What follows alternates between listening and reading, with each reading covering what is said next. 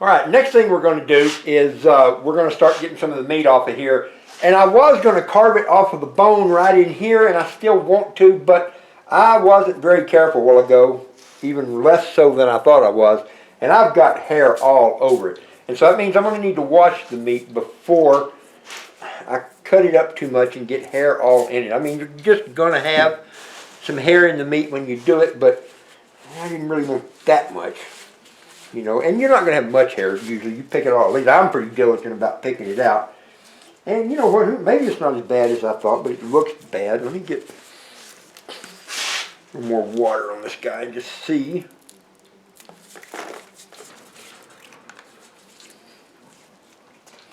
Maybe I can get more of it.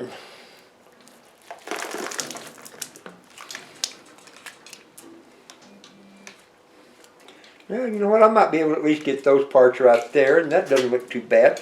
You know, I may have overthought how much I actually had on here. It may not be as bad as I thought it was. There's some there, but may not be entirely terrible, which would be kind of a good thing. Wipe it down a little bit and just see what I've got. You know what? That isn't near bad. It isn't near bad. So maybe I will go ahead and carve some off the bones and not have to take it, do it all inside. I don't mind doing it inside, especially depending on the weather, but my back gets tired leaning over the sink all the time. What we need is cabinets that are about this tall that you can get right up here and work on without having to hunch over and lean on them. All right, so let's do that. We're just going to see what we can do here. Get a couple of pieces off, dress my blade up.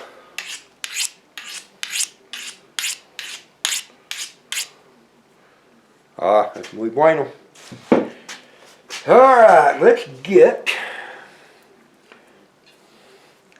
Of course, now I'll start seeing more and more hair. That'd be just how that works, isn't it? But nonetheless. All right, we're going to get right in here. And I guarantee there's better ways to do this than the way I do it. Because I've never been taught. I've just done a whole bunch of them. And I just kind of do it the way that I do it. Whether it's good, bad, or otherwise. And especially when it's all going to go into the grinder, it doesn't have to be real pretty. Because the grinder solves all those problems. Yeah, there's going to be pretty slim pickings on these guys.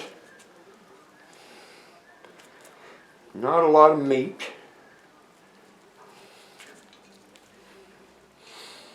And it's funny, even on a big animal, when you think you've got all the meat off of it, you hadn't got all the meat off of it. When I was living in Colorado up elk hunting one time, bow hunting season, bow or black powder, I think it may have been black powder actually that season.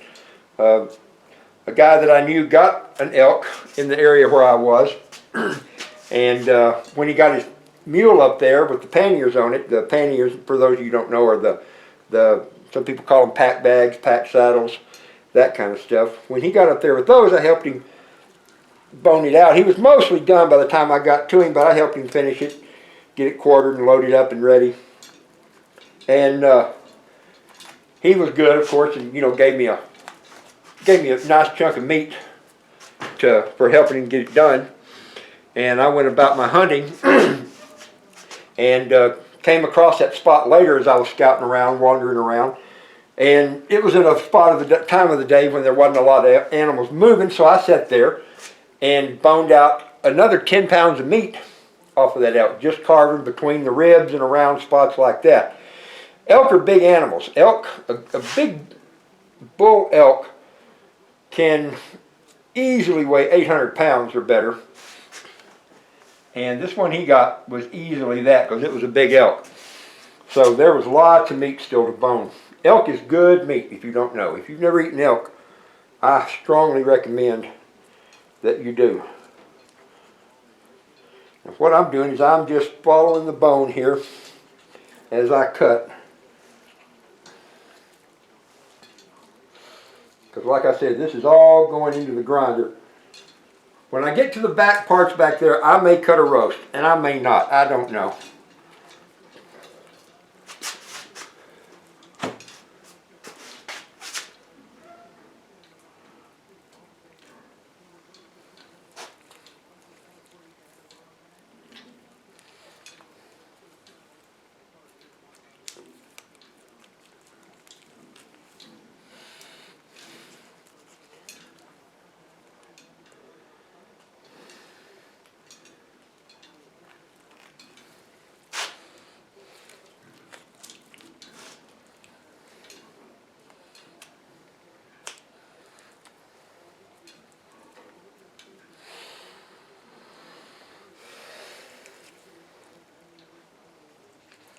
This is kind of one of those, like I say, this part of the animal is a little bit, am I standing right in front? I'm sorry.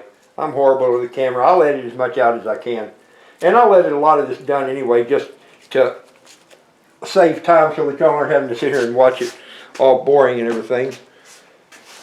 So with that in mind, I may go ahead and cut the camera here in just a second. Now you can see what I'm doing. I'm just getting some kind of smaller pieces right here that are just kind of stuck there. You know, that's not a lot, but you do that 40 or 50 times and it adds up. So we'll kill the camera and I'll be back here in a little bit when we get to a next whatever interesting stage or not. We'll see.